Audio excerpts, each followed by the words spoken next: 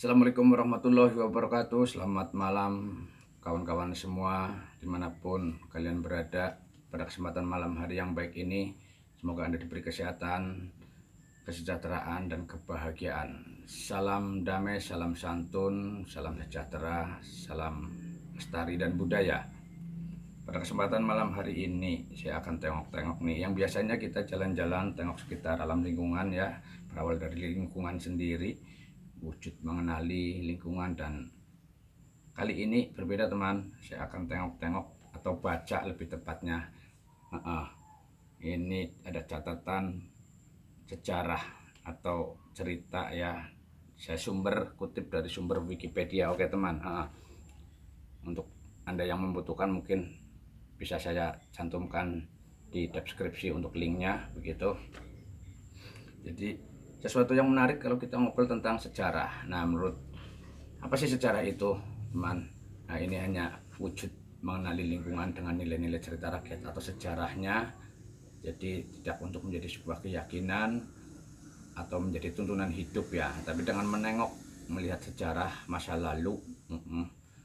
Sejarah itu ada di masa lalu, dan sejarah juga ada di masa sekarang, lalu sejarah ada di masa yang akan datang. Nah, menurut saya seperti itu teman. Jadi kita tengok ke masa lalu nih berdasarkan catatan dari Wikipedia. Jadi yang paling menarik tentunya tidak luput dari obrolan atau membahas tentang zaman kerajaan ya, zaman leluhur begitu. Nah, siapa sih yang nggak pernah mendengar di tanah air kita tentang kerajaan Majapahit? Nah, kali ini saya akan mengawali membaca sejarah berdirinya Majapahit. Nah, ini teman. Oke. Sejarah berdirinya Majapahit. Oke. Jadi langsung saja teman. Semoga bisa menjadi referensi dan bermanfaat untuk Anda semuanya. Jadi sebelum berdirinya Majapahit, Singasari, nah, kerajaan sebelumnya ya, telah menjadi kerajaan paling kuat di Jawa. Hal ini menjadi perhatian Kublai Khan, penguasa dinasti Yuan di Tiongkok, yang mengirim utusan yang bernama Mengci ke Singasari dan menuntut upeti. Memang kerajaan kecil, nanti akan ada atasannya kerajaan besar ya, maharajanya, dan akan membayar upeti, pajak begitu maksudnya. Nah, ke Singasari yang menuntut upeti. Nah, pada masa itu Singasari rajanya bernama Kertanegara, penguasa kerajaan Singasari yang terakhir menolak untuk membayar upeti dan mempermalukan utusan tersebut dengan ya mempermalukan begitu, mempermalukan utusan dari dinasti Yuan dari Tiongkok ya.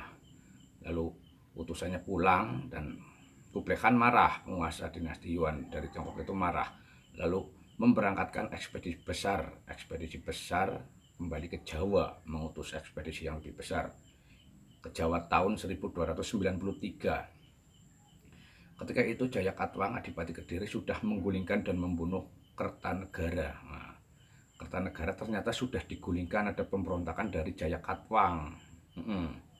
Atas saran Arya Wiraraja, Jayakatwang memberikan pengampunan kepada Raden Wijaya. Nah, siapa sih Raden Wijaya teman? Adalah menantu Kertanegara, Raja Singasari Kertanegara yang sudah digulingkan oleh Jayakatwang. Raja Kertanegara mempunyai mantu bernama Raden Wijaya begitu, yang datang menyerahkan diri itu atas saran Arya Wiraraja. Istilahnya pangemong ya, lebih baik menyerahkan diri saja nggak apa-apa. Yang datang menyerahkan diri. Kemudian Wiraraja mengirim utusan ke Daha yang membawa surat berisi pernyataan Raden Wijaya menyerah dan ingin mengabdi kepada Jayakatwang. Mungkin itu hanya pura-pura ya teman. Jawaban dari surat di atas disambut dengan senang hati. Nah, oleh Jayakatwang disambut dengan senang hati. Mantunya Raja Kertanegara menyerahkan diri begitu kan. Kemudian karena menyerahkan diri diberi hutan tarik, tanah perdikan mungkin yang pelosok